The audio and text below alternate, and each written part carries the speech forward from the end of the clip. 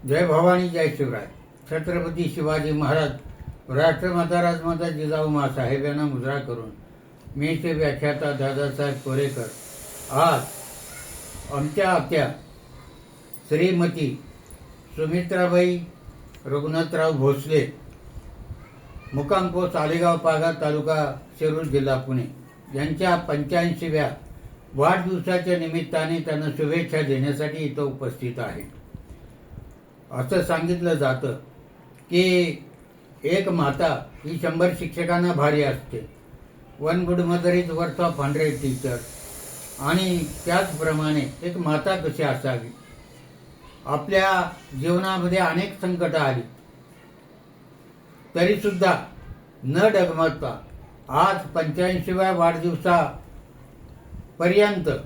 त्यांच्या जीवन कार्याचा आढावा घेण्याचं मला भाग्य लागलं. त्याचं कारण असं आहे की सुमित्राबाई म्हणजे त्यांचं बालपणीचं लहानीबाई नाव हेच आम्हाला परिचित. लग्नानंतर सुमित्राबाई भोसले म्हणून त्यांचा परिचय आहे. परंतु इतिहास प्रसिद्ध कोंढापुरीचं गायकवाड घराणं आणि त्या गायकवाड घराण्याच्या ह्या कन्या आलेगाव पागा येथे भोसले घराण्यामध्ये दिल्या. आणि त्यांचे पती रघुनाथराव भोसले हे भारतीय सेना दलामध्ये त्यावेळेला कार्यरत होते. त्या काळामध्ये मुलीचे लग्न 15-16 वर्षे व्हायचे. तसं त्यांचं लग्न त्या काळामध्ये झालं. आणि पती आर्मीमध्ये किंवा भारतीय सेना दलामध्ये जवळजवळ त्यांनी आपली सेवा पूर्ण केली. आणि सेवा पूर्ण केल्यानंतर पुन्हा ते जेव्हा निवृत्त होऊन आले, परंतु काही काळानंतर 2-4 वर्षातच त्यांचं निधन झालं. आणि अशा अकाली निधनाने एक मोठा धक्का तर सुमित्राबाईंना बसला, परंतु सर्व जबाबदारी त्यांच्यावर आली. आणि अशा वेळेला खरं म्हणजे 3 मुली आणि 1 मुलगा एवढी 4 अपत्य. वय फारचं नव्हतं, साधारण 30च्या आसपास वैधव्य प्राप्त झालं. आणि तिथून पुढचा जवळजवळ 50 वर्षाचा 50-55 वर्षाचा प्रवास त्यांना करावा लागला जीवनामध्ये. आणि हे करत असताना अर्थात माहेर त्यांचं उत्तम प्रकारचं होतं. त्यात वडील किसनराव गायकवाड हे प्रसिद्ध ग्रस्त त्या काळामध्ये नाते होत्या, त्यांचा लौकिक होता. आणि 4 बंधू विठ्ठलराव, गुलाबराव, बाळासाहेब आणि बाजीराव हे सर्व बंधू त्यांच्या पडत्या काळामध्ये त्यांच्या पाठीशी उभे राहिले. आणि मग आलेगाववरून त्यांचा मुक्काम कोंढापुरी इथे आला. आता कोंढापुरी इथं आल्यानंतर मुलं लहान होती, 3 मुले आणि 1 मुलगा. परंतु बंधू त्यांचे गुलाबराव, किसनराव गायकवाड यांनी या सर्व कुटुंबाची जबाबदारी घेतली. आणि सुमित्राबाई हे अत्यंत सोज्वळ संपन्न असं व्यक्तिमत्व, नात्या गोत्यामध्ये सर्वांना मान्य असं व्यक्तिमत्व. आणि एवढं झाल्यानंतर आपल्या पतीच्या निधनानंतर एवढी जबाबदारी पेलण्याचं काम त्यांनी पुढच्या काळामध्ये केलं. अर्थात गुलाबराव गायकवाड यांनी त्यांची कन्या आपल्या बहिणीच्या मुलाला म्हणजे या सुमित्राबाईच्या मुलाला दिली. पण दुर्दैव असं आहे की जीवनामध्ये माणसाने किती संकट पाहावी, त्यातलं हे मूर्तिमंत उदाहरण आहे. पतीच्या निधनानंतर मुलगा मोठा झाला, लग्न झालं, त्यालाही 2 मुलं झाली. आणि ती मुलं झाल्यानंतर त्यांचंही निधन झालं. पुत्रवियोग जीवनामध्ये आला, पतिवियोग जीवनामध्ये आला, तरी वाटचाल चालू राहिली. आणि आज 85व्या वर्षामध्ये त्यांनी आज प्रवेश केलेला आहे, करतायत. या निमित्ताने सर्व नातेवाईकांच्या वतीनं त्यांना शुभेच्छा देण्यात येतील. परंतु एवढ्या 50-55 वर्षाच्या काळामध्ये आपल्या कुटुंबाला पुढे नेण्याचं काम या मातेनं केलं. आणि ते अगदी धैर्याने केलं. अशी कितीतरी संकट जीवनामध्ये येतात जातात, सर्वांना सहन होतात असं नाही आहे. परंतु सुमित्राबाई यांनी हे सर्व पाहिलं, भोगलं आणि त्यातून मार्ग काढला. आणि आज हे कुटुंब एका संपन्न अवस्थेत आहे. अर्थात आज या कुटुंबाचं वास्तव्य कोंडापुरी येथे आहे. गुलाबराव म्हणजे त्यांचे थोरले बंधू कैलासवासी गुलाबराव यांनी आपली मुलगी बहिणीच्या मुलाला दिलीच होती, म्हणजे त्यांना जावई करून घेतलं, म्हणजे सुमित्राबाईच्या मुलाशी लग्न लावून दिलं. त्यानंतर जावई गेल्यानंतर आणि 2 नातवंड त्यांचाही सांभाळ करण्याची जबाबदारी आजीवर आली, तशी आजोबांनी घेतली, गुलाबरावने घेतली. आणि ते दोन्ही भाचे हे आता चांगल्या प्रकारे आपल्या आपल्या क्षेत्रामध्ये कार्य करत आहेत. पुन्हा बंधू गुलाबराव गायकवाडांचे चिरंजीव सतीशराव गायकवाड यांनी आपली कन्या पुन्हा आजीच्या नातवाला म्हणजे सुमित्राबाईच्या नातवाला, अर्थात हे नातेसंबंध 2-3 पिढ्यांचे आहेत. पुन्हा पुन्हा या घराण्यामध्ये तिसरी पिढीमध्येही नातं झालेलं आहे. आणि अशा प्रकारे आपली 2 नातवंड आज मोठी झालेली पाहिजे.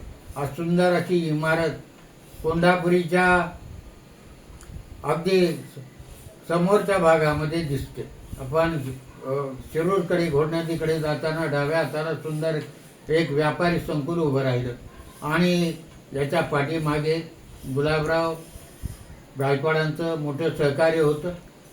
त्या निवृत्त अशा सैनिकाच्या पत्नी होत्या, त्यामुळे त्यांना सरकारी काही मदतही मिळाली असेल, परंतु बाकीची जबाबदारी पेलण्याचं कार्य त्यांना स्वतःच करावं लागलं. आणि अतिशय शांत असं व्यक्तिमत्व आहे. कधी त्रागा नाही, कधी वैतागलेलं मला तरी दिसलं नाही. शांत स्वभाव, सोज्वळ स्वभाव आणि सर्व नातेसंबंध जपणारं असं हे एक व्यक्तिमत्व सुमित्राबाईच्या रूपानं मला दिसून आलं. आज त्यांचे 2 नातू सागर भोसले हे एक व्यावसायिक आहेत आणि आपल्या व्यवसायामध्ये त्यांनी उत्तम प्रगती केलेली आहे. दुसरा जो नातू आहे पराग भोसले, पराग रघुनाथराव भोसले आणि सागर रघुनाथराव भोसले 2 बंधू.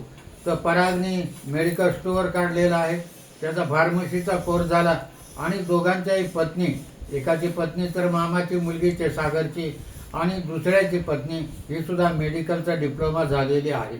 अशा प्रकारचा एक सुंदर परिवार उभा करण्याचं काम या आजीनं केलं, म्हणजे सुमित्राबाई रघुनाथराव भोसले यांनी केलं.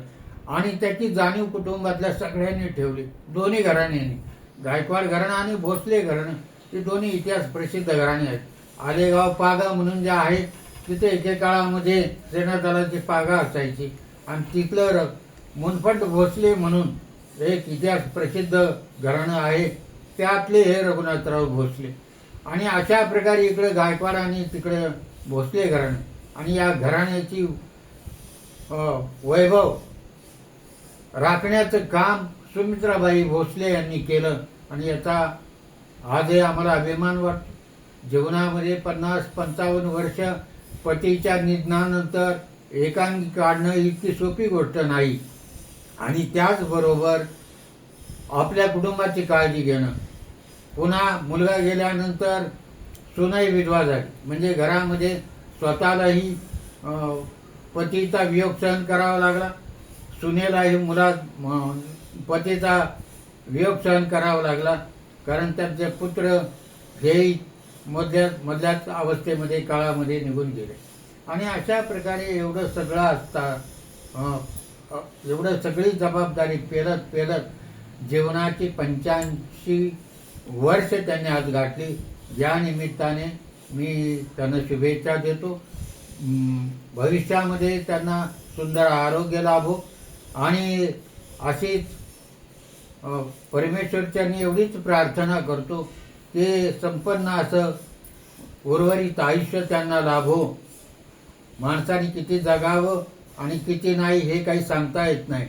आमच्या कोरेकर परिवाराच्या वतीनं मी त्यांना पुन्हा एकदा शुभेच्छा देतो, कारण माझे वडील कैलासवासी बाबुराव कोरेकर पाटील हे त्यांचे नात्याने मावस भाऊ लागत आणि म्हणून आमच्या दोन्ही परिवाराचा, कोरेकर पाटील परिवार आणि गायकवाड परिवार, ज्यांचे नातेसंबंध गेले 3 पिढ्यांचे नातेसंबंध आहेत आणि या 3 पिढ्याच्या नातेसंबंधात हे नातेसंबंध जपण्याचं काम सुमित्राबाईंनी केलं, त्यांच्या बंधूंनीही केलं. माझी आजी सोनाबाई कोरेकर आणि यांच्या मातोश्री सुमित्राबाईच्या मातोश्री या मावस बहिणी लागायच्या. अशा प्रकारचं नातेसंबंध असलेलं हे घराणं. आणि केवळ नातेसंबंध नाही, आजच्या काळामध्ये जर पाहिलं तर आपण भाऊ भाऊ बहीण भाऊ यांची नाती तुटलेली दिसतात. परंतु हे नातं गेले 3 पिढ्या 100 वर्षापेक्षा जास्त काळ निघून गेला तरी सुद्धा आज आमच्या पिढीपर्यंत हे नातं आम्ही जपण्याचा त्यांनी आणि आम्ही दोन्ही परिवारांनी प्रयत्न केलेला आहे. तेव्हा मी माझ्या कोरेकर पाटील परिवाराच्या वतीनं त्यांना शुभेच्छा देतो. त्यांचं उर्वरित आयुष्य सुख समाधान आणि आनंदात जावं आणि त्यांना उत्तम आरोग्य लाभो अशी मल्लिकार्जुन चरणी प्रार्थना करून थांबतो. जय हिंद, जय महाराष्ट्र.